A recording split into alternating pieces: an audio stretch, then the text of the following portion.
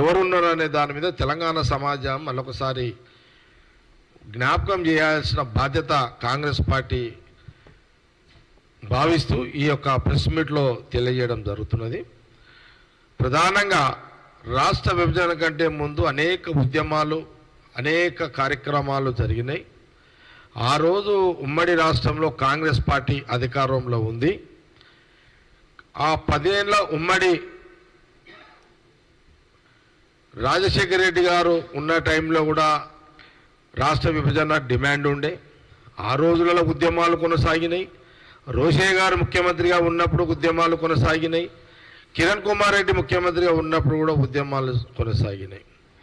కానీ ఎప్పుడు కూడా ఆ 10 ఏళ్ల కాలంలో ఉద్యమకారుల మీద ఎప్పుడు కూడా అప్పుడున్న కాంగ్రెస్ పార్టీ అధికారంలో ఉన్నటువంటి కాంగ్రెస్ పార్టీ ఒక ఉద్యమకారుని మీద కూడా ఎలాంటి ఫైరింగ్ లేకుండా ఒక బుల్లెట్ కూడా వాడకుండా అంత పెద్ద ఉద్యమాన్ని ఉమ్మడి రాష్ట్రంలో కాంగ్రెస్ పార్టీ అధికారం ఉన్న 10 ఏళ్ల కాలంలో తెలంగాణ ఉద్యమకారుల మీద ఒకరోజు కూడా ఒక బుల్లెట్ కూడా ఉపయోగించకుండా కాంగ్రెస్ పార్టీ సోనియా గాంధీ గారి యొక్క నాయకత్వంలో వారి డైరెక్షన్లో ఇటు అనేక ఉద్యమాలు ఇటు తెలంగాణ ఉద్యమకారులని ప్రజలని సమైక్య రాష్ట్రానికి సంబంధించిన ఉద్యమాన్ని ఎవరికి కూడా ఇబ్బంది లేకుండా లాండ్ ఆర్డర్ని ఒక పద్ధతిలో మరి ఉద్యమాలకు సహకరించినటువంటి ఆనాటి ప్రభుత్వం కాంగ్రెస్ పార్టీ ప్రభుత్వం. అందులో కాంగ్రెస్ పార్టీ తెలంగాణలో చాలా పెద్ద ప్రాధాన్యతమైన పాత్ర పోషించింది. మా ఎంపీలు కాంగ్రెస్ పార్టీ ఎంపీలు కానివ్వండి, మా కాంగ్రెస్ పార్టీ ఆనాడు మంత్రులు కానివ్వండి, MLA entire Telangana Congress party యావత్ ప్రజలందరూ కూడా చాలా చాలా పెద్ద పాత్ర పోషించారు. ఆ రోజు ఆ ఉద్యమం పేరు మీద పార్టీ పెట్టుకున్న కేసీఆర్ ఒక పావుగానే పాత్ర పోషించాడు తప్పితే ఎక్కడ కూడా లేదు. ఆ రాష్ట్ర విభజన పేరు మీద పార్టీ పెట్టిండు, ఆ క్రెడిట్ తీసుకున్నాడు తప్పని అంటలేము. కానీ బ్యాక్గ్రౌండ్ మొత్తం కాంగ్రెస్ పార్టీ ఆ రోజు రాష్ట్ర విభజన కోసం పనిచేసింది. ఆ రోజు కేసీఆర్ గారు కానివ్వండి లేదా కాంగ్రెస్ పార్టీ ఆ రోజు మొత్తం టీం లీడర్గా ఆ రోజు జానారెడ్డి గారు లీడ్ చేస్తున్న సందర్భం కానివ్వండి లేదా జయపాల్ రెడ్డి గారు అక్కడ కానివ్వండి, మా ఎంపీలు పొన్నం ప్రభాకర్ గారు, అప్పుడున్న వివేక్ గారు, రాజగోపాల్ రెడ్డి గారు, లేకపోతే రాజయ్య కానీ, లేకపోతే మా సురేష్ శెట్టి గారు, అంజన్ కుమార్ యాదవ్, ఈ ఎంపీలందరూ కూడా, మధ్యాషి గౌడ్ గారు, అట్లాగే మధ్యాషి గౌడ్ గారు కూడా ఆయన రోల్ ఇందులో నుంచే ఈ ప్రజా పోరాటము, ఈ ప్రజా యుద్ధము, ఈ ప్రజా పోరాటం నుంచే విభజన కోసము ఒక జేఏసీ ఏర్పడ్డది. ఆ జేఏసీ ఎందుకు? అన్ని పార్టీలు ఒక ఛత్రి కింద ఉండాలి, ఆ ఛత్రి ఎవరు ఎవరు ఎవరు అని చర్చ జరుగుతున్న సందర్భంలో ఆ రోజు కేసీఆర్ గారు కానివ్వండి, లేకపోతే ఇటు జానారెడ్డి గారు, మా ఎంపీలు, మా నాయకులు, మా మంత్రులు అందరూ కూర్చొని సమిష్టి నిర్ణయంలో నుంచే ఎవరో ఒక ఛత్రి కావాలి, ఒక జేఏసీగా ఒక కన్వీనర్ కావాలి, ఆ కన్వీనర్ ద్వారా ఒక కార్యాచరణ జరగాలి, ఉద్యమాలు జరగాలి, శాంతియుతంగా ఉద్యమాలు జరగాలి రాష్ట్ర విభజన అయ్యేంత వరకు అని దీని మీద తర్జన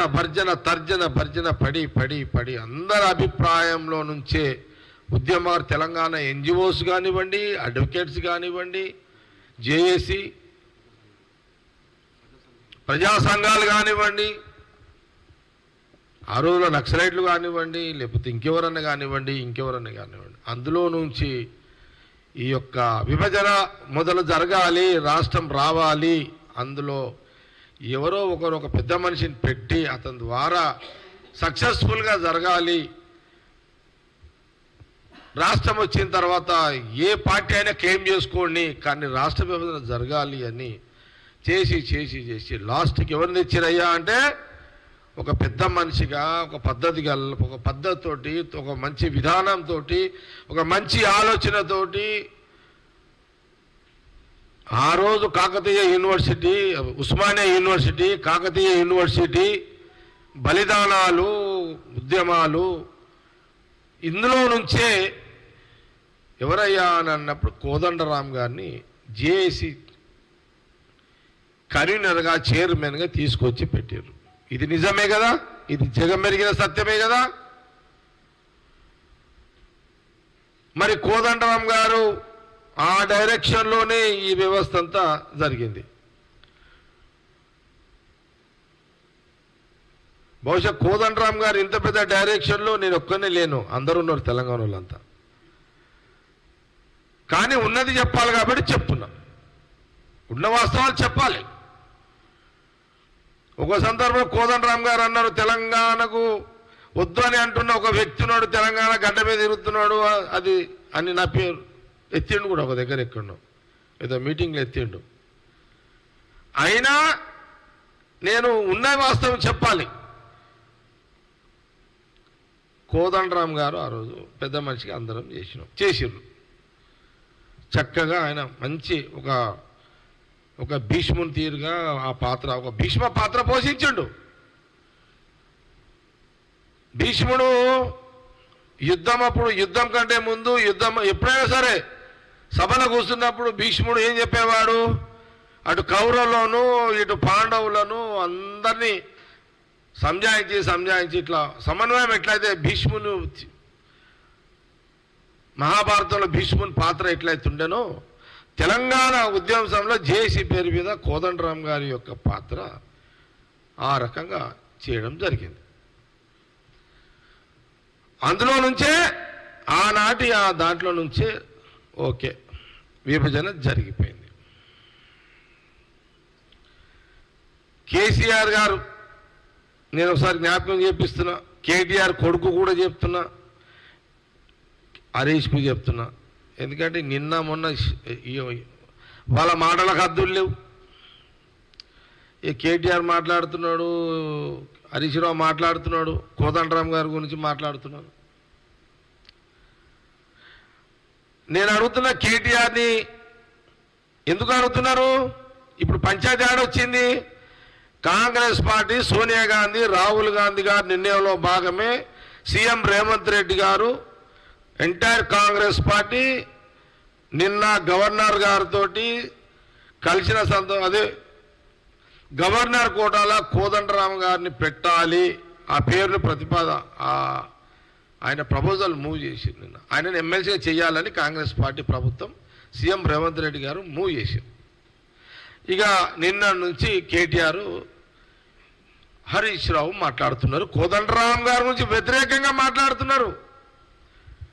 నేను అడుగుతున్నా, ఇదే కేటీఆర్ హరీష్ రావుని అడుగుతున్నా, మీరు ఆ రోజు జేఏసీగా కన్వీనర్గా, జేఏసీ తెలంగాణ రాష్ట్ర విభజన కోసం జేఏసీ కన్వీనర్గా ఏర్పడ్డాక కోదండరాం ఇంటికి పోయి ఎన్నిసార్లు ఆయన ఇంటికి పోలేదు, ఎన్నిసార్లు ఆయన ఇంటికి పోయారు మీరు? కేసీఆర్ గారు పోయారు, హరీష్ రావు పోయిండు. మరి మీరు ఆయన ఇంటికి పోయి ఆయనను ఆ రోజు మీరు ఆయనను ఎట్లా మంచిగా చేసుకోవాలి, ఆయనతో ఎట్లా మంచిగా ఉండాలి, అయ్యప్ప అన్నారు, కాలు మొక్కిరు, నువ్వే దైవం అన్నారు, నువ్వే దేవుడు అన్నారు విభజన టైంలో కోదండరాం గారిని. అప్పుడేమో నీ కోదండరాం జేఏసీ పేరు మీద రాష్ట్ర విభజన కోసం, మీకేమో కోదండరాం గారు అప్పుడేమో దేవుడు కనబడ్డాడు రాష్ట్ర విభజన కంటే ముందు.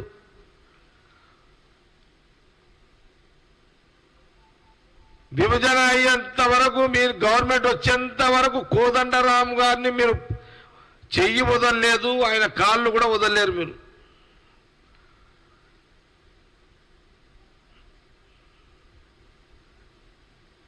రాష్ట్రంలో ఈ మొదటి ప్రభుత్వం తెలంగాణ ప్రజలు ముఖ్యమంత్రి కేసీఆర్ అయిన తర్వాత 9 ఏళ్లలో కోదండరాం గారికి ఎప్పుడైనా అపాయింట్మెంట్ ఇచ్చిండా?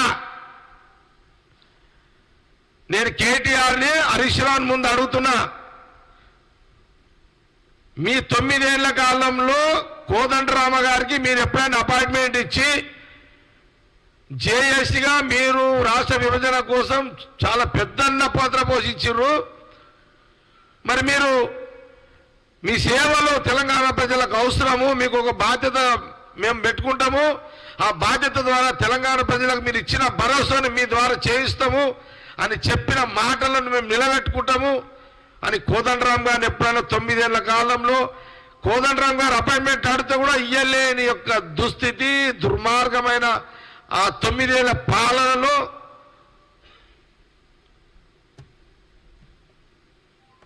మరి ఏమైంది? 9 ఏళ్లలో ఏం జరిగింది? ఈ 9 ఏళ్లలో మరి ఎప్పుడు కోదండరాం గారి గురించి నోరు మెదపని కేటీఆర్, హరీష్ రావు, నిన్న ముఖ్యమంత్రి రేవంత్ రెడ్డి గారు గవర్నర్ కలిసి మాకు కోదండరాం గారిని, మా భీష్ముడు కోదండరాం గారిని గవర్నర్ చేయాలని కోరడానికి వెళ్తే ఎమ్మెల్సీగా ఇవ్వాలని మేము కోరితే దాని మీద రాధాంతం చేస్తున్నారు ఇద్దరు బామర్దులు.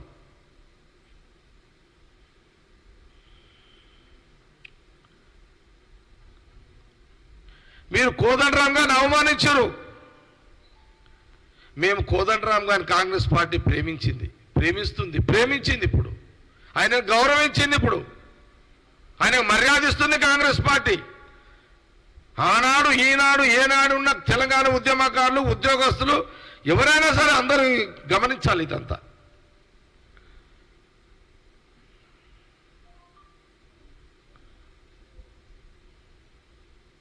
కాబట్టి కోదండరాం గారి యొక్క గౌరవాన్ని ఈ 9 ఏళ్ళు ఆయనకు లేని గౌరవాన్ని చేసి కన్వీనర్, రథ సారథి, ఉద్యమ సారథి చేసి కన్వీనర్ కోదండరాం గారిని ఈరోజు కాంగ్రెస్ పార్టీ సీఎం రేవంత్ రెడ్డి గారు గౌరవిస్తూ, సోనియా గాంధీ, రాహుల్ గాంధీ వారిని గౌరవాన్ని ఇచ్చే విధంగా ఈరోజు గౌరవప్రదమైన ఒక గవర్నర్ కోటాలో గవర్నర్ పోస్టు ఎమ్మెల్సీని ఈరోజు మా ముఖ్యమంత్రి గారు ప్రతిపాదిస్తే దాని మీద ఈరోజు కేటీఆర్ మాట్లాడుతున్నాడు. హరీష్ రావు సిగ్గనిపిస్తలేదా అని అంటున్నాను నేను.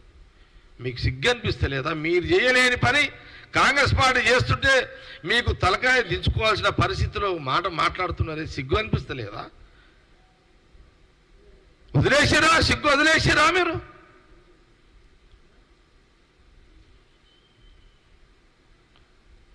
కాబట్టి అవునా పాపం గవర్నర్ గారు, నువ్వు గవర్నర్ కోటలో ఎవరి పేర్లు పెట్టినావు? ఎమ్మెల్సీలై ఈయననేమో కాంగ్రెస్ పార్టీ సీఎం రేవంత్ రెడ్డి గారు ఉద్యమ సారథి, విభజన సారథి కోదండరామ పేరు పెట్టిండు, కోదండరామ్ గారి యొక్క పేరు పెట్టిండు కాంగ్రెస్ పార్టీ. నువ్వెవరిది పెట్టినావు? ఎల్ఐఎంఎల్ఏది పెట్టినావు నువ్వు పేరు.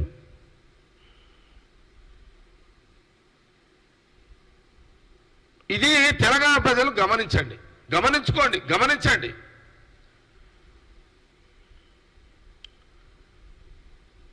కాంగ్రెస్ పార్టీ కోదండరాం గారిని గౌరవించింది, కోదండరాం గారిని మీరు అవమానించారు. ఇది యావత్ సమాజం అందరూ కూడా గుర్తు చేసుకోవాలని నేను గవర్నర్ గారు కూడా కాంగ్రెస్ పార్టీ పక్షాన కృతజ్ఞత తెలియజేస్తున్నాను. గవర్నర్ గారికి మేము కాంగ్రెస్ పార్టీ పక్షాన మేము కృతజ్ఞత తెలియజేస్తున్నాం. మా సీఎం రేవంత్ రెడ్డి గారి యొక్క అభిప్రాయాన్ని, పార్టీ అభిప్రాయాన్ని, ప్రభుత్వం అభిప్రాయాన్ని, కాంగ్రెస్ ప్రభుత్వం యొక్క అభిప్రాయాన్ని, ఎమ్మెల్సీ మేమిచ్చే ఈ యొక్క మేము అడిగే గౌరవప్రదమైన ఆ పోస్ట్కి కోదండరాం గారి పేరు పెట్టడమే వారు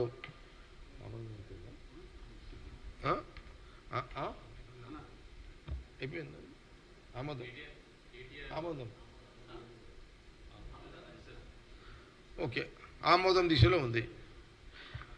గవర్నర్ గారిని కాంగ్రెస్ పార్టీ బహుశా ఇంకా వారు ఆమోదం ఇంకా రావాలనుకుంటా, వస్తుందని ఆశిస్తున్నాము. మేము ఆ రిజల్ట్ కోసం ఎదురు చూస్తున్నాము. మేము కాంగ్రెస్ పార్టీ గాంధీ భవన్ మేము గవర్నర్ గారిని తమిళిసై గారు వారిని తమిళిసై గారు గవర్నర్ గారిని మేము కాంగ్రెస్ పార్టీ గాంధీ భవన్ నుంచి వారికి కృతజ్ఞతలు తెలియజేస్తున్నాం. అది మేము విలువలతో కూడుకున్న రాజకీయం చేసేదే కాంగ్రెస్ పార్టీ, విలువలు లేని రాజకీయం చేసేదే బీఆర్ఎస్ పార్టీ. విలువలు ఉన్న కాంగ్రెస్ పార్టీ ముఖ్యమంత్రిగా రేవంత్ రెడ్డి ఎక్కడ, విలువలు లేని కేసీఆర్ కుటుంబం ఎక్కడ? ఇది గమనించండి. ఇదంతా గవర్నర్ గారు తెలంగాణ ప్రజలు చాలా గవర్నర్ గారి యొక్క నిర్ణయము, ఆమె తీసుకునే నిర్ణయం కూడా ఆమెకు చాలా గొప్ప పేరును తీసుకొచ్చే విధంగా ఆమె నిర్ణయం ఉండబోతుంది. ఆమెది తెలంగాణ ప్రజలు గవర్నర్ గారిని ఆ నిర్ణయం అధికారంగా వచ్చిన వెంటనే తెలంగాణ ప్రజలు ఉద్యమకారులు హర్షిస్తారు అందరు కూడా, ఇలా నో డౌట్.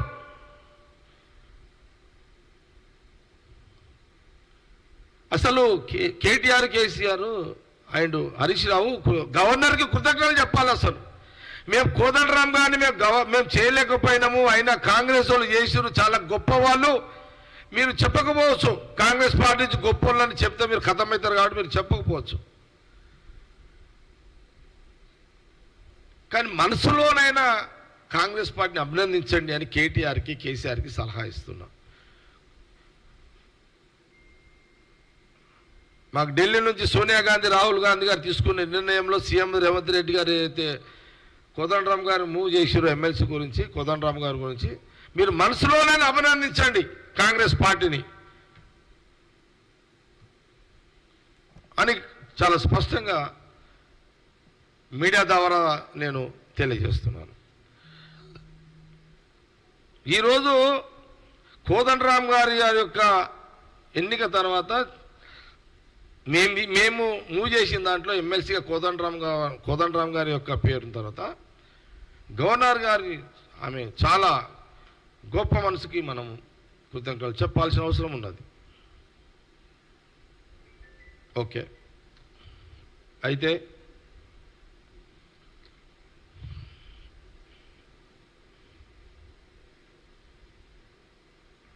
ఇదొక ముఖ్యమైన ప్రధానమైన అంశం ఇప్పుడు రాజకీయాలలో.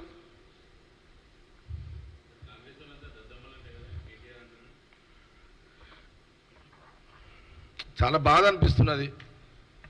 మీడియా నుంచి సార్ గారు ఒక మాట అడుగుతున్నారు, కేటీఆర్ రోజునే స్టేట్మెంట్లు చూస్తున్నా, అయ్యనేమో నోటికి వస్తే ఇది మాట్లాడతారు. అయ్య కేసీఆర్ ఏమంటాడు, ఎవరిని పడతానికి సన్యాసులు అంటాడు. కొడుకేమో ఎవరిని పడతాలని దద్దమ్మలు అంటాడు.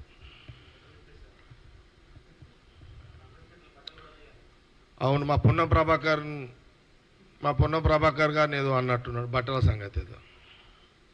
మా పొన్నం ప్రభాకర్ తక్కువడు కాదు, మంచిగా షాక్ ఇచ్చిండు, సూపర్ షాక్ ఇచ్చిండు కేటీఆర్కి. అయితే నేను ఇద్దరే చెప్పిన, బావా నీకు నీకు కూడా మార్కులు వేసేసిన పో అని చెప్పిన. మా మంత్రికి చెప్పేసిన, బావా నీకు మార్కులు వేసిన పో అని చెప్పిన. అరే ఏంది అర్థం ఉంది ఏదన్నా? బట్టలు ఇప్పించి అంత తీసుమారు కానివా నువ్వేమన్నా కేటీఆర్? నువ్వు మా ప్రభాకర్ని నువ్వు కాంగ్రెస్ వాళ్ళని మమ్మల్ని బట్టలు ఇప్పించి కొట్టేంత దమ్ము నీకుందా? ఆ కెపాసిటీ ఉందా కేటీఆర్ నీకు? నువ్వు ఎప్పుడు వచ్చినావు రోడ్డు మీదకి? నీకు తెలుసా దాదాగిరి అంటే ఏంటో నీకు తెలుసా? పైల్వాన్గిరి అంటే నీకు తెలుసా? ఈడ తొడ కొడితే ఆడ గుండెలు అదిరిపోతాయి నీకు. నేను ఈడ తొడ కొడితే నీ గుండె జల్లు మంటదాడ కేటీఆర్ నీకాడ. ఏం మజాక్ చేస్తున్నావా కేటీఆర్? ఏమనుకుంటున్నావు? నీకు పద్ధతి ఉందా అదేమన్నా? అంత పెద్ద తీసుమారు కానివా నువ్వు? బట్టలు ఇప్పి కొట్టి అంత తీసుమారు కానివా? చాలు. మా పొన్నం ప్రభాకర్ గారు ఇచ్చిన ట్రీట్మెంట్ సూపర్ ట్రీట్మెంట్ ఇచ్చిండు. సరిపోతుంది అది. రా, నువ్వు కావాలంటే మా బావ దగ్గర రా, ఒక రోజు రా, టైం పెట్టుకొని రాత్రిపూట రా. మా బావ టైం పెట్టుకొని రా, నీకు అంత నీకు ఇప్పాలని షోకుంటే రా. ఏమనుకుంటున్నావు నువ్వు? ఎందుకు అట్లా సవాల్ ఇస్తున్నావు? నీ కెపాసిటీ కాదు అది.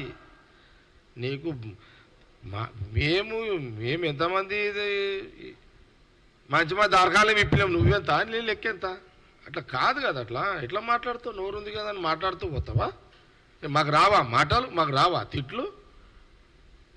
పద్ధతి కాదు అట్లా. వద్దు. ఎందుకు గౌరవం ఖరాబ్ చేసుకుంటావు కేటీఆర్ గారు? మీరు వద్దు.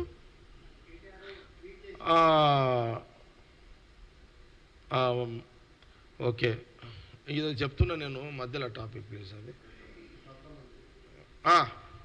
అయితే ఇప్పుడు ఇక మీరు అంటే మీరు ఏమనుకుంటున్నారు? అయ్యా కొడుకులు ఇద్దరు, మీ అయ్యా కొడుకులు ఏమనుకుంటున్నారు మీరు? అంటే మీకే నోరు ఉంది, మీరే మాట్లాడతారు, మేమేం మాట్లాడలేమా? ఇక ఇప్పుడు నేనే ఒక మాట, నేను కాదు ఎవడన్నా అంటాడు, ఎవరన్నా మా వాళ్ళే అంటే ఎట్లుంటుంది నీకు చెప్పు? ఏమని? కేటీఆర్ నువ్వు ఒక చవటవి అని మా వాళ్ళు అంటే ఎట్లుంటుంది చెప్పు? హరీష్ రావు నువ్వు ఒక పెద్ద చవటవి అని మా కాంగ్రెస్ వాళ్ళు అంటే నీకు బాధ అనిపించదా? మా కార్యకర్తలు ఎవరన్నా అంటే, లేదా మా కాంగ్రెస్ కార్యకర్తలు కేటీఆర్ హరీష్ రావుని పనికిమాల వేదవాళ్ళు అంటే మీకు బాధ అనిపించదా? పనికిమాల సవటలన్నా పనికిమాల విధవలన్నా బాధ అనిపించదా మీకు? ఎందుకు నోరు వారేసుకుంటున్నారని నేను అడుగుతున్నాను. మీరు ఎందుకు నోరు వారేసుకుంటున్నారు అట్లా అనవసరంగా? మీరు మానుకోండి. మీరు ఈ ఏందని నీ కూడా ఆయన అన్నది అదే, ఈ దద్దమ్మలు సన్యాసులను మానుకోండి. ఇక మీరు మానుకోకపోతే మా వాళ్ళు మిమ్మల్ని చౌటలు అంటారు, పనికి మన సన్యాసులు అంటారు, విధవలు అంటారు మిమ్మల్ని. ఇంకా కొత్త కొత్త పదాలు కూడా తీసి లెంకి తిడతారు మళ్ళీ మిమ్మల్ని. ఇంకా మళ్ళొక్కసారి నేను కేటీఆర్కి హరీష్ రావుకి చెప్తున్నా, మళ్ళొక్కసారి మీరు ఇటువంటి మాటలు మాట్లాడితే మేము డిక్షనరీ లింక్ అనేది సరే కొత్త కొత్త పదాలని చేసి మిమ్మల్ని తిట్టు స్టార్ట్ చేస్తారు మా వాళ్ళు అందరు కలిసి. ఇది అల్టిమేటంగా అనుకోండి. ఇక ఇద్దరికి ఇది అల్టిమేటం వార్నింగ్ అనుకోండి. ఇదిగా మీకు మళ్ళీ చెప్తున్నా, జగ్గారెడ్డి అధికారం ఉందని తిట్టలేడు. అధికారం లేనప్పుడే ఆడుకున్నా మీతోటి. మీరు 9 ఏళ్ళు అధికారం ఉన్నప్పుడే జగ్గారెడ్డి అపోజిషన్ పార్టీ లీడర్గా మీతో మేనే మస్తు సంగారెడ్డిలో ఆడుకున్నా. హరీష్ రావుకు బాగా తెలుసు, జగ్గారెడ్డి ఎదురొస్తుంటే గల్లీలో ఉరకాలి హరీష్ రావు. ఇవన్నీ మాకు చెప్పకండి ఇవన్నీ.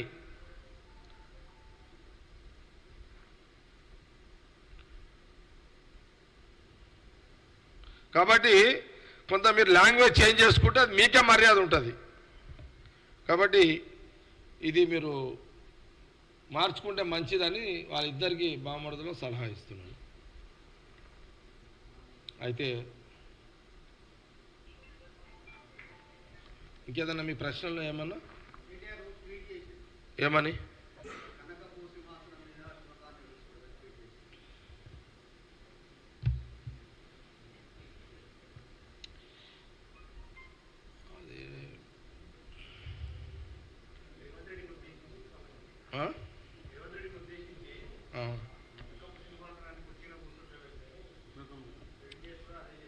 నేను మళ్ళీ దానికి జవాబు మళ్ళీ చెప్తా. ఇంకేదైనా ప్రశ్న ఉందా? ఇంకేదైనా మీరు అడిగేది ఉంటే ఓకే, లేదంటే నేను ప్రెస్ మీట్ ఆపేస్తాను. ఇంకేమన్నా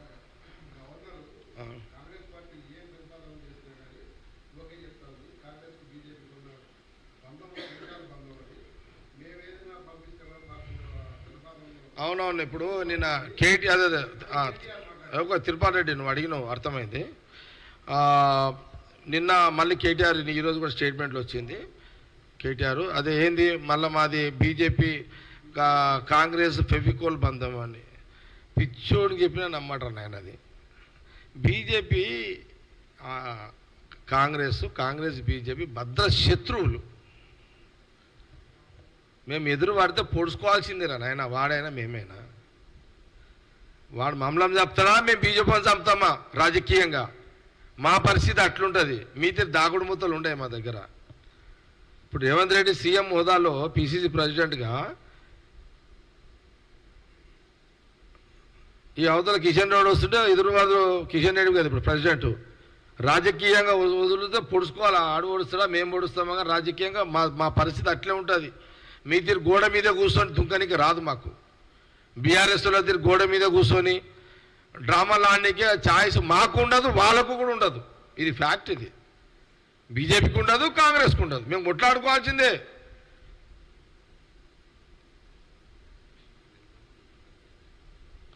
అయితే సరే, ఇప్పుడు బండి సంజయ్ని ప్రెసిడెంట్కి ఎందుకు తీసేసారు, దానికి జవాబు బీజేపీ వాళ్ళు చెప్పాలి. వాళ్ళకు కూడా తెలుసు ఇది కేసీఆర్ చెప్తేనే బండి సంజయ్ని తీసేసారు అని. బండి సంజయ్కి తెలుసు, కానీ బండి సంజయ్ బయట చెప్పలేడు.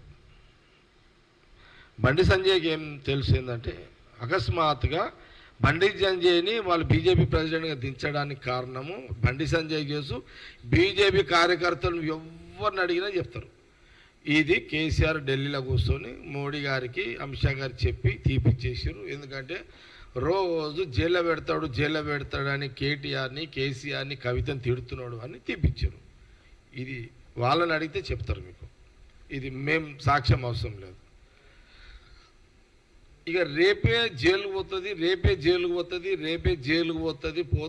పోతుందని అన్ని ఛానళ్ళల్లో అన్ని మీడియాలలో బ్రేకింగ్లు పడుతుంటే సడన్లీగా కవిత అరెస్ట్ ఎందుకు ఆగిపోయింది? ఆమె అరెస్ట్ కాకపోవడం కారణం ఏందో, ఫెవికోల్ బంధం మీదా మాదా? కాబట్టి అది ప్రజలు డిసైడ్ చేయాలి. అది ఇక దీని మీద పెద్ద పొలిటికల్ విమర్శ అవసరం లేదు. ఇక దీనికి ప్రజలకే వదిలేస్తున్నాం చర్చ ఇదంతా.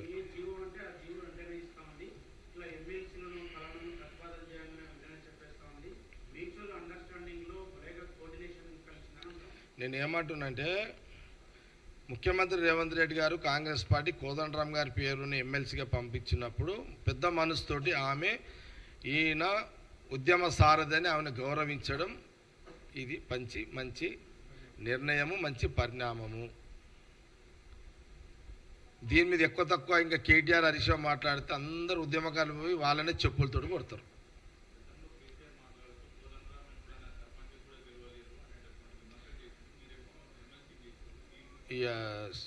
అందుకే మంచి ప్రశ్న నువ్వేమడుగుతున్నావు అంటే, కేసీఆర్ ఒక సందర్భంలో కోదండరాము అనే మహానుభావుడు సర్పంచ్కి కూడా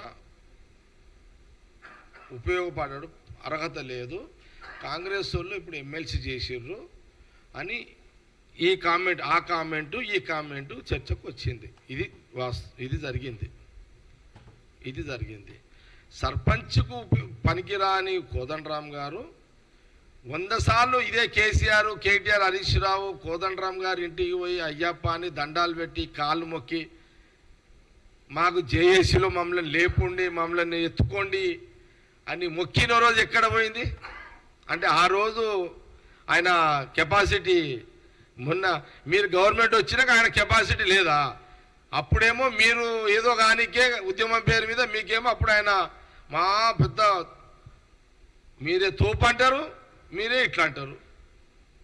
కాబట్టి వాళ్ళ మాటలో విలువ లేదు, ఇవ్వద్దు.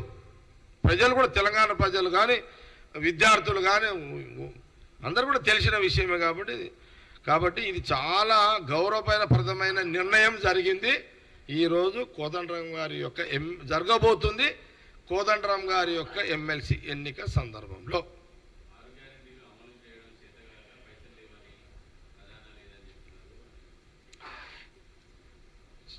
సరే, ప్రశ్నలన్నీ నువ్వే అడుగుతున్నావు, ఎవరు అడుగుతలేరు. ఇక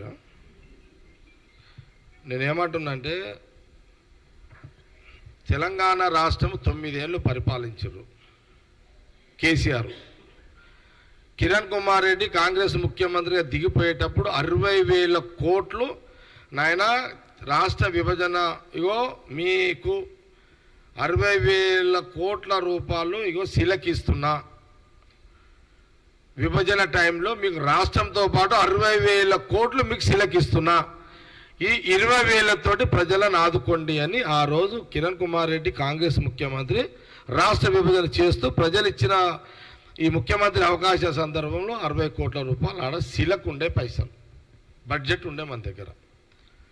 ఈ 9 ఏళ్లలో 6-7 లక్షల కోట్లు అప్పు చేసారు మీరు, మొత్తం నాకి పడేసారు. మొత్తం తెలంగాణ ఫైనాన్స్ బడ్జెట్ని నాకేసారు.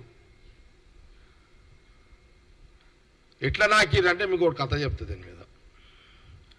మనం చిన్నగా ఉన్నప్పుడు మనము ఇంట్లో మన అమ్మయ్య అన్నం పెడతారు కదా, పెట్టినప్పుడు అన్నము ఏం సీరు డల్లును లేదు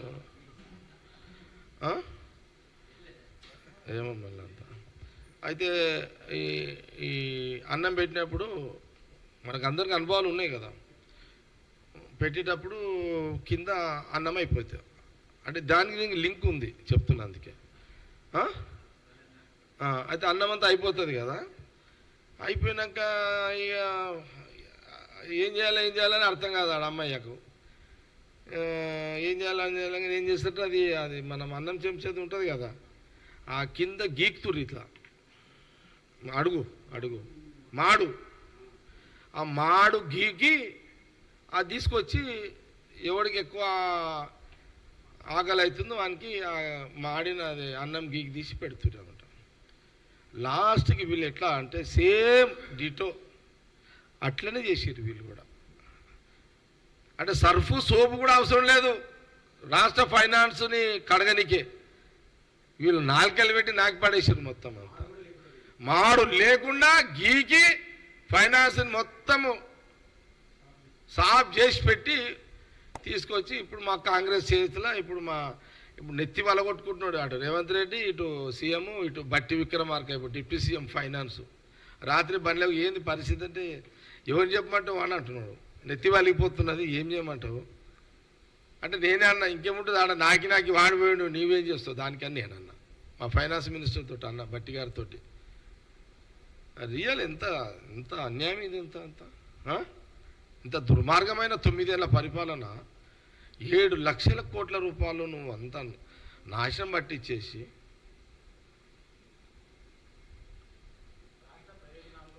అంటే అందుకే చెప్తా మళ్ళీ వచ్చాను. ఇది మళ్ళీ బేకప్ అవుతుంది ప్రతాప్ లేదు, దీనికి లింక్ ఉంది ఇప్పుడు. రియల్గా ఇది ఎంతమంది మా మీడియాను చూస్తారో లేదో నాకు తెలియదు, కానీ నేను వాస్తవాలు చెప్తున్నా. ప్రజలు తెలుసుకోవాలి ఇదంతా, మీరు కూడా తెలుసుకోవాలి ఇదంతా. ఇప్పుడు ముఖ్యమంత్రి రేవంత్ రెడ్డి గారు కానివ్వండి, బట్టి విక్రమార్క కానివ్వండి, శాఖలు ఉన్న వాళ్ళు పైసలు లేవు. ఉత్తమ్ కుమార్ రెడ్డి గారి దగ్గర పోతే ఏం చేయమంటావు దగ్గర ఇప్పుడు బిల్లులు పెట్టిపోయారు, అది నాకిరు సరే బిల్స్ కూడా పెట్టేసారు అంటాడా. 25 కోట్లు టేబుల్ మీద ఉన్నాయంట, రూపాయి లేదు ఆడ, ఆల్రెడీ అయిపోయింది. 25 కోట్ల బిల్లులు పెట్టేసి మళ్ళా ఆడ ఏ టేబుల్ మంత్రి గారు నేను ఇన్నా, వాళ్ళు నాకేం అథెంటిక్ కాదు కానీ నేను ఇన్నా ఏంటంటే ప్రతి టేబుల్ మీద ఇంకా బిల్స్ పెట్టి పోయారు వీళ్ళు. ఎట్లా ఓడిపోతామని తెలుసు, వీళ్ళు ఏమన్నా ఎట్లా వాడు వాగలవాడనని బయటపడ్డారు. అదే వాస్తవం ఇదంతా. ఇంత ఇట్లా ఉండదు అసలు. ఒక పెద్దరికము మనిషి, ఒక పెద్దరికము హోదా ముఖ్యమంత్రిగా ఇట్లా చెయ్యొద్దు ఎప్పుడు కూడా. ప్రజల సొమ్ము ఎప్పుడు ఇప్పుడు మనం ఇంట్లో తల్లిదండ్రులు మన తల్లిదండ్రులు ఎట్లా ఎంత జాగ్రత్తలు తీసుకుంటారు. మనం కమసకము మనం ఉద్యోగస్తులను చూడండి, కొన్ని పైసలు మనం ఎల్ఐసి కడతాము, కొన్ని పైసలు బిడ్డ పెళ్ళికని కట్టింగ్ పెడతారు, ఏదైనా హెల్త్కు అవసరం అంటే కట్టింగ్స్ పెడతారు జీతంలా. సామాన్య పౌరుడు కూడా ఒక రిక్షా దొక్కే ఒక కార్మికుడు యొక్క భార్య కూడా ఇగో 1000 రూపాయలు వచ్చిందంటే బిడ్డ పేరు మీద 100 రూపాయలు తీసి పెడుతుంది. ఈ జ్ఞానం కూడా ఈ రాష్ట్ర ముఖ్యమంత్రికి లేదా? ఈ సామాన్య పౌరుడికి ఉండాల్సిన ఈ జ్ఞానం కూడా ఈ ముఖ్యమంత్రి కేసీఆర్కి లేదా ఆ రోజు?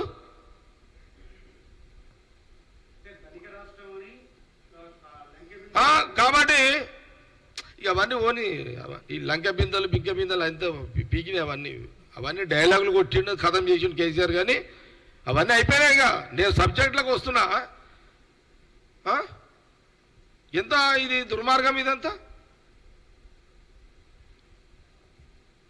కాబట్టి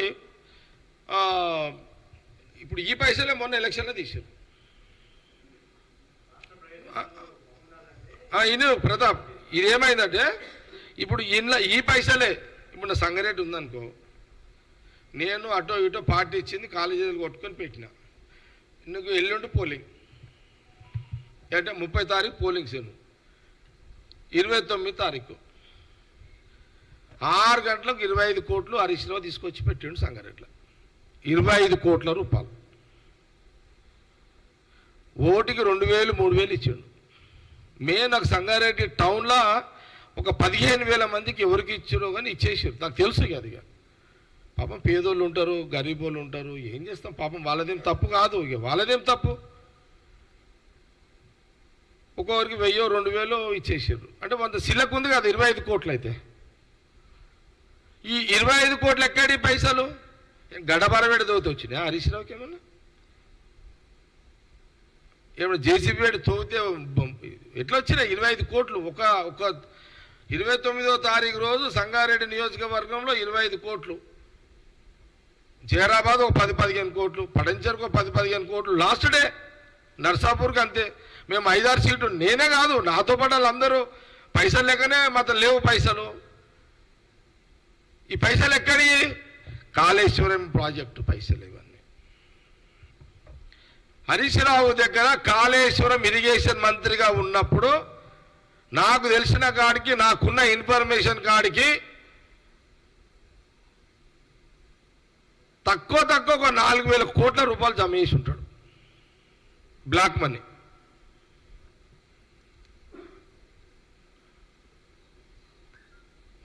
కోట్లు జమ చేసి ఉంటాడు హరీష్ రావు ఇరిగేషన్ మినిస్టర్గా.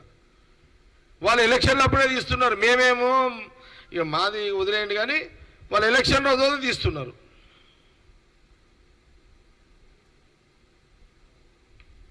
ఈడనేమో రాష్ట్ర బడ్జెట్ ఏమో పైసలు లేవు, ఉన్నదంతా ఖాళీ చేసి వాళ్ళు ఇళ్ళ దానో గుంతలు దూపి పెట్టేసుకున్నారు కొడుకులు. ఇంత దుర్మార్గమైన పరిస్థితి ఈరోజు హరీష్ రావు వాళ్ళ ఫ్యామిలీ అంతా కూడా మరి ఇట్లా దోపిడీ చేసిరు అనేదానికి కొన్ని విషయాలు చెప్పాల్సిన అవసరం ఉంది. కాబట్టి నేను చెప్పడం కూడా జరిగింది. ఇక సర్పంచ్ల కథ చెప్తే ఇప్పుడు పాపం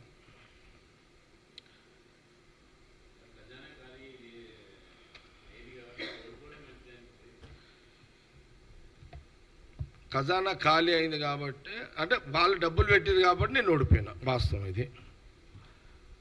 వాళ్ళు డబ్బులు లాస్ట్ డే డబ్బులు పెట్టారు కాబట్టి జగ్గారెడ్డిగా నేను ఓడిపోయినా ఎలాంటి అనుమానం లేదు. లేదు. నాకు విచిత్రం ఏంటంటే నువ్వు అడిగిన దాంట్లోనే కొంత నేను కలగజేసుకొని చెప్తున్నా. నేను ఓడిపోయిన తర్వాత ఇక అందరూ నా మీద సింపతి చూపెడుతున్నారు. ఇక సింపతి చూపించే దాంట్లో అంత కొంత అక్కడిక్కడ ఈ సింపతి ఎట్లుంటుందంటే ఒక వ్యక్తి ఇట్లనే, అరే అన్న నువ్వు గెలిచేది ఉంటివన్నా, గెలుస్తామనుకున్నామన్నా, గెలుస్తామనుకుని ఎక్కడో చూస్తుంటిమన్నా అంటాడు. ఇట్లా పాపం అంటున్నారు వాళ్ళు. అరే మాకు చెప్తే మేము పంపిస్తుంటిమన్నా పైసలు, నువ్వు చెప్తే పంపిస్తుంటిమని అందరు ఇదే అంటున్నారు. ఒక 6-7 మంది కలిసిర్రు. అరే ఇది నువ్వు 6-7 మంది అన్న జర్ర మాకు తెలిసిన్నా మేము డబ్బులు అరేంజ్ చేస్తుంటిమన్నా, నేమో బయటపడి నువ్వు గెలుస్తుంటిమన్నా, నువ్వు ఎట్లా గెలుస్తావు కాబట్టి అనుకున్నామన్నా. ఇట్లా 5-6 మంది సింపతిగా మాట్లాడుతున్నారు. ఇప్పుడు ఓడిపోయినాక నా మీద సింపతి చూస్తే లాభం నా మీద. దీనికి ఒక చిన్న జరిగిన కథ చెప్తా. ఇది జరిగిన కథ, జరుగుతున్న కథ కాదు. ఇది జరిగిన వాస్తవం ఇది, జరిగిన వాస్తవం అది.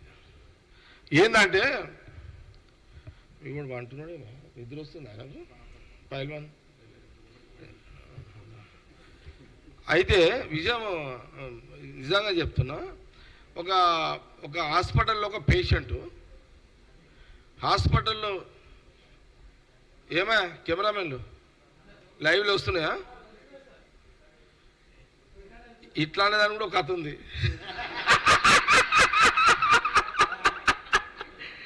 ఎవరో దసరా రోజు ఏమైంది లైవ్, దసరా రోజు ఏమైంది, దసరా రోజు నేను దసరా పండుగ పెద్ద చేస్తా కదా, నేను మర్చిపోగలేదు హాస్పిటల్ కదా, మళ్ళీ వచ్చేయండి. అంటే మీ వాళ్ళు ఇట్లా అన్నదానికి చెప్తున్నాను. నేను ముంగడంతా మీడియా వాళ్ళు కూర్చున్నారు. దసరా పండుగ బ్రహ్మాండంగా సంఘటన, మా పబ్లిక్ నేను బాగా మజా తీసుకుంటాం కదా. అది జరుగుతుంటే నేను ఒక ఇట్లా జర్నలిస్ట్ ఉన్నాడు ముంగట, ఏమై వస్తుందా అని అన్న. ఇట్లా అన్నాడు. ఇట్లా అనగానే ఇంకొక రిపోర్టర్ ఫోన్ చేసి అన్న అని, ఈ రిపోర్టర్ ఏమో ఇట్లా అన్నాడు, ఆ రిపోర్టర్ ఏమో ఇట్లా అన్నాడు. అదే అంటే ఆయన ఇట్లా అనేది రాంగ్, ఇదే కరెక్ట్ అన్నాడు. అంటే వస్తలేదు అని అర్థం అనమాట. అది అట్లా అంటే అర్థమైందా? అట్లా అనేటప్పుడు జాగ్రత్తగా ఉండాలి అతోటి మీరు. ప్రతి కూడా క్యాచ్ చేస్తా అన్న, ప్రధానికి ఉదాహరణ ఉంటుంది నా దగ్గర. అయితే ఇది సీరియస్ మ్యాటర్ ప్రతాప్, ఈనుండి ఎంత సీరియస్ మ్యాటర్ అంటే, హాస్పిటల్లో ఒక పేషెంట్ అడ్మిట్ అయిన తర్వాత నేను అంటే ఒక దగ్గర ఒక సంఘటన చెప్తున్నా. ఇదంతా ఒక సంఘటన చాలా దగ్గర జరుగుతుంది, ఇది సహజంగా జరుగుతుంది. ఇదంతా ఇది తప్ప ఒప్ప అని నేను చెప్పలేను, కానీ జనరల్గా జరుగుతుంది. ఒక పేషెంట్ అడ్మిట్ అయినాడు హాస్పిటల్లో. దయచేసి నవ్వకుండా, మరి ఇబ్బంది అవుతుంది నాకు. సీరియస్ మెయింటైన్ చేస్తున్నాం మరి అంతా అట్లా. నేను సీరియస్ మ్యాటర్ ఇదంతా. అయితే అడ్మిట్ ఆ పేషెంట్, అయితే ఆ పేషెంట్ సరే మనం సావుల కాడ కూడా నవ్వుతుంటాము, ఆ ఇంటి వాళ్ళు ఏడుస్తుంటారు, మిగతా వాళ్ళంతా నవ్వుతూనే ఉంటారు. అంటే మర్చిపోవడానికి నవ్వుతారు అంతా. సావునే ఇప్పుడు మనిషి పుట్టుకని ఒక ఆనందం, మనిషి చావడము, చావు అదొక బాధ. మర్చిపోవడానికి మనము ఆనందమైన అంటే సంతోషంగా ఉండడానికి, మర్చిపోవడానికి ఇదంతా సహజం, తప్పదు అది. అయితే ఒక హాస్పిటల్లో ఆ పేషెంటు ఒక అతను ఫోన్ చేస్తున్నాడు. పేషెంట్ ఎట్లుండు అని ఫోన్ చేస్తున్నాడు. ఫోన్ చేసి లేదు ఇట్లున్నాడు అట్లున్నాడు అని జనరల్గా వాళ్ళ పేరెంట్స్ చెప్తుంటారు కదా. ఫోన్ చేసి అతను తెలుసుకుంటున్నాడు. ఈ ఫోన్లలో తెలుసుకుంటున్నాడు, కానీ వీడు ఒక్కరోజు హాస్పిటల్ పోలే, ఈ ఫోన్లలో అడుగుతున్నాడు వాళ్ళ పేరెంట్స్ని, ఎట్లున్నాడు అతను, ఎట్లున్నాడు అంటే వాళ్ళు చెప్తుంటారు కదా ఇట్లున్నాడు అట్లున్నాడు అని అంటున్నాడు, కానీ ఫోన్లలోనే నడుస్తున్నది. ఒక్కరోజు కూడా హాస్పిటల్ పోలేడు, ఫోన్లలో అడుగుతున్నాడు. ఒకరోజు టైం బాగలేదు, అతను చచ్చిపోయాడు. చచ్చిపోగానే వీడు సాగు అడిగిపోయిండు. మళ్ళీ చచ్చిపోగానే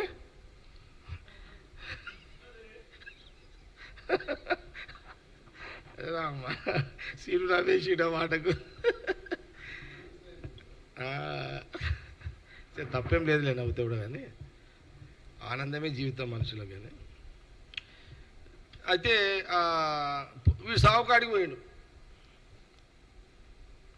బతికున్నప్పుడేమో ఎట్లున్నాడు అడిగినోడు, చచ్చిపోయినాక సాగుకాడికి పోయిండు. సాగు ముంగడ డబ్బులో దగ్గర పైసలు ఖర్చు పెడితేనే ఉన్నాడు. ఇక వాడిగా చూడు ఎట్లా ఉంటుంది మన స్వభావం, కొంత సిస్టమ్ ఎట్లుంటుందంటే, ఇతను సాగు బతుకులు ఉన్నప్పుడు పోయి ఆ పేషెంట్కి పైసలు ఇస్తే బతుకుతుండు లేదో తర్వాత సంగతి. చచ్చిపోయిన తర్వాత నువ్వు పోయి ముంగడ డబ్బులు వాళ్ళు డాన్సులు చేస్తుంటారు కదా, పైసలు తల్లుతుంటే ఆడపోయి వీడు పైసలు తల్లుతున్నాడు ఆడ. అంటే సింపతి అంటే బతికి ఉన్నప్పుడు దాఖాను పోయి పైసలు కడితే సింపతి ప్రూవ్ అవుతుంది, కానీ చచ్చిపోయినాక పోయి డబ్బుల కాడ పైసలు తల్లితే సింపతి ఏం లెక్క. ఇప్పుడు నా కథ కూడా గట్లే ఉన్నది ఇదంతా. కదా, ఏమంటావు కదా? సేమ్. ఎవరైతే అంటున్నారు అన్నా నేను అది 20 పంపిస్తుంటే నాకు తెలుస్తే అంటున్నాడు ఎవడైతే. అరే నీ అమ్మ, సరే ఓకే. జనరల్గా ఏంటంటే మీరు ఈ ఎవడు పంపుతాడు చారు, ఎవడు పంపాడు, అంత ఉత్తమ మాటలు ఎంతమంది చూసి ఉంటా ఇటువంటి. ఆయన జగ్గారెడ్డి పంపించేటోడే కానీ తీసుకునేటోడు కాదులే. కానీ సరే, దురదృష్టం ఏంటంటే ఒక కాంగ్రెస్ ప్రభుత్వం వచ్చి 50 రోజులు అయింది. 50 రోజులలో చాలా బ్రహ్మాండంగా మహిళలు ఉచిత ప్రయాణం, ఆర్టీసీల బస్సులలో హ్యాపీగా ప్రయాణం చేస్తున్నారు. 10 లక్షల ఆరోగ్యశ్రీ నడుస్తున్నది. వచ్చే నెలలో అన్ని స్కీములు ఇంకా స్టెప్ బై స్టెప్ స్టార్ట్ అయితే నిన్న ముఖ్యమంత్రి గారు చెప్పిర్రు. మరి ఇంత మంచి పరిపాలన 50 రోజులలో మంచి పరిపాలన అందిస్తున్న కాంగ్రెస్ ప్రభుత్వం మీద కేటీఆర్, హరీష్ రావు ప్రతిరోజు బురద జల్లే కార్యక్రమం పెట్టుకున్నారు. వాళ్ళు సింపుల్ ఎజెండా ఒకటే, బురద జల్లే కార్యక్రమం. కాంగ్రెస్ ప్రభుత్వం మీద బురద జల్లే కార్యక్రమం పెట్టుకున్నారు. ఇది తెలంగాణ ప్రజలు గమనించాలని నేను మీడియా ద్వారా యావత్ తెలంగాణ ప్రజలందరినీ కూడా నేను ఈ సందర్భంగా నేను వాళ్ళ యావత్ తెలంగాణ ప్రజలందరూ కూడా నేను తెలియజేయడం కూడా జరుగుతున్నది. సరే, ఇంకా చివరిగా ప్రెస్ మీట్ ముగించే కంటే ముందు ఇది ఏడవాళ్ళలో నవ్వాలో నాకేం అర్థమవుతలేదు దీని విషయం అయితే. కేటీఆర్ సర్పంచ్ల మీద కొత్త ప్రేమ. సర్పంచులు నిన్న ఏదో కేటీఆర్ మాట్లాడినట్టుండేదో ఏం మాట్లాడి,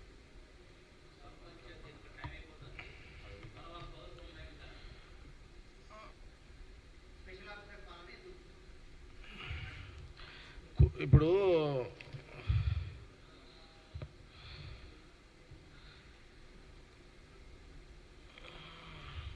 అదే ఇప్పుడు ఎట్లుందంటే గవర్నమెంట్లో ఉన్నప్పుడు కేటీఆర్ ఒక తీరు మాట్లాడుతుండే, గవర్నమెంట్ బీఆర్ఎస్ గవర్నమెంట్ పడిపోయిందో ఒక తీరు మాట్లాడుతున్నాడు. ఆయన ముఖ్యమంత్రి కొడుకుగా, ఏది కేసీఆర్ ముఖ్యమంత్రి కొడుకుగా కేటీఆర్ మంత్రి హోదాలో అప్పుడు అన్నీ ఏతులే. ఇప్పుడు గవర్నమెంట్ బీఆర్ఎస్ గవర్నమెంట్ పడిపోయేసరికి ఇప్పుడు అన్ని నీతులు చెప్తున్నారు వీళ్ళంతా. అన్ని నీతులు, ఇప్పుడు నీతులకు వస్తాయి. అప్పుడు ఏతులు, ఇప్పుడేమో నీతులు. మాకేమో నీతులు, ఏతులు, మాకేమో నీతులా? కేటీఆర్, హరీష్ రావు మీ టైంలో ఆ సర్పంచ్లు కాళ్ళు చేతులు చెరువుల చేపలు తీసి చేపలు ఎట్లా కొట్టుకుంటాయి? చెరువుల చేపలు బయట మనం పట్టాగానే ఎట్లా కొట్టుకుంటే అవి గిల కొట్టుకుంటే అట్లా కొట్టుకున్నారా బాబు? సర్పంచులు బిల్లులు లేక వాళ్ళు బ్లాక్మెయిల్ చేసి మీరు అధికారులతోటి పాపం వాటి పెళ్ళం పిల్లలు కూడా వాటి సర్పంచులు తెలంగాణ సర్పంచులు అనుకుంటా ఈ 9 ఏళ్ల కాలంలో ఎప్పుడైనా చీరలు కూడా పట్టు చీర ఇప్పించి సంతోషపడ్డది లేదనుకుంటా. సర్పంచులు పిల్లలకు ఏదైనా దావతులు చేసుకుందామనే పరిస్థితి కూడా ఉండకపోవచ్చు నాకు అనుకుంటా. గ్రామ సర్పంచులు ఏదో సర్పంచులు కావాలి, సేవ చేయాలి, హోదా తెచ్చుకోవాలి, లక్షల రూపాయలు అప్పులు చేసి సప్పులు చేసి సర్పంచులు అయిన పరిస్థితి ఏంది? 9 ఏళ్ల కాలం వాళ్ళ బిల్సులే లేవు, ఆత్మహత్యలు చేసుకున్నారు సర్పంచులు చాలామంది.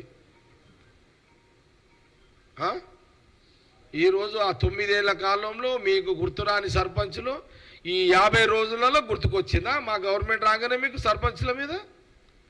సర్పంచులు అంటే ఎంత పెద్ద మంచి పోస్ట్ అది. గ్రామ సర్పంచ్ అంటే సర్పంచ్కున్న గౌరవం ఏంటి? ఆ సర్పంచ్ హోదా ఏంది? బాపూజీ కన్నా కళలు ఏంటి? మహాత్మా గాంధీ కళలేంటి? గ్రామ స్వరాజ్యం. మహాత్మా గాంధీ గారు ఆ రోజు మన దేశ స్వతంత్రం వచ్చిన వెంటనే ఆ రోజు మహాత్మా గాంధీ, నెహ్రూ ప్రధానమంత్రి అయిన తర్వాత మహాత్మా గాంధీ గారు ఇచ్చిన సూచన ఏంది? దేశానికి, దేశ ప్రజలకు, దేశ రాజకీయ వ్యవస్థకు వారు ఇచ్చిన సూచన ఏంది? గ్రామ స్వరాజ్యం.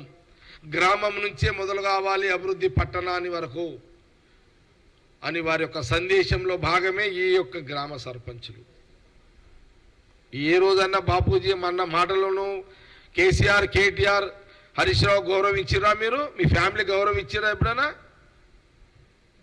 ఒక గ్రామంలో సర్పంచ్ అంటే ఆ సర్పంచ్లో అన్ని కులాలు, అన్ని మతాలు, వాళ్ళ కష్టాలు, వాళ్ళ బాధలు, ఒక సర్పంచ్ ప్రభుత్వానికి మధ్యలో ఆ గ్రామంలో ఏ పార్టీ ప్రభుత్వం ఉన్నా ఆ ప్రభుత్వం యొక్క అనేక సంక్షేమ కార్యక్రమాలు, మంచి చెడు ఊర్ల వాళ్ళకు అందుబాటులో ఉంటూ సేవ చేసుకునేదే ఆ సర్పంచ్ యొక్క ఉన్నతమైన పోస్ట్. చాలా వాల్యుబుల్ పోస్టు సర్పంచ్ అంటే. ఆ సర్పంచ్ యొక్క పవర్ని దిగజారి చేసిరు మీరు. వాళ్ళ అసలు సర్పంచ్లను కనుమరుగైపోయేటట్టు చేసారు. సర్పంచులకు జీవితంలో పోటీ చెయ్యొద్దురా అనే పరిస్థితి తీసుకొచ్చారు ఈ 9 ఏళ్ల కాలంలో బీఆర్ఎస్ గవర్నమెంట్.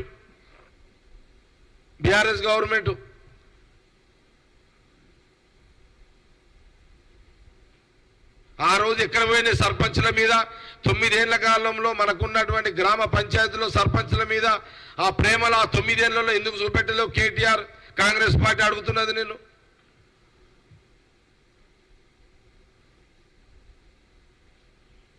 ఈ 50 రోజులకే ఇప్పుడే జ్ఞాపకం వచ్చిరా మీకు సర్పంచులు? మరి మీ 9 ఏళ్ల కాలంలో వాళ్ళ పెండింగ్ వాళ్ళ బిల్స్ ఎందుకు ఇవ్వలేదు? వాళ్ళ సర్పంచుల ఆత్మహత్యలు ఎందుకు ఆపలేదు?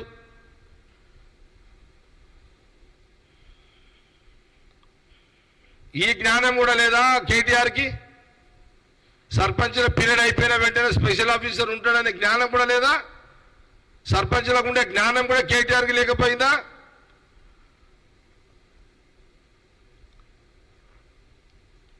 ఎక్కడైనా సర్పంచ్ పీరియడ్ అయిపోగానే స్పెషల్ ఆఫీసర్నే పెడతారు. అది సిస్టమ్, రాజ్యాంగ సిస్టమ్ అది.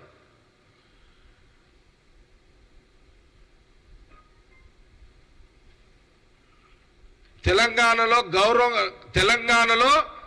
గవర్నర్ రాజ్యాంగాన్ని తుంగల దొక్కారు మీరు మళ్ళా ఇది ఇంపార్టెంట్. తెలంగాణలో గవర్నర్ రాజ్యాంగాన్ని తుంగల దొక్కారు మీరు. కాంగ్రెస్ పార్టీ రాహుల్ గాంధీ నాయకత్వంలో సీఎం రేవంత్ రెడ్డి ముఖ్యమంత్రి అయిన తర్వాత గవర్నర్ యొక్క రాజ్యాంగాన్ని కాపాడిండు. మీరు తుంగల దొక్కిరు ఆ వ్యవస్థని. సీఎం రేవంత్ రెడ్డి గారు ఆ రాజ్యాంగాన్ని గౌరవించి మళ్ళీ వెలుగులో తీసుకొచ్చిండు.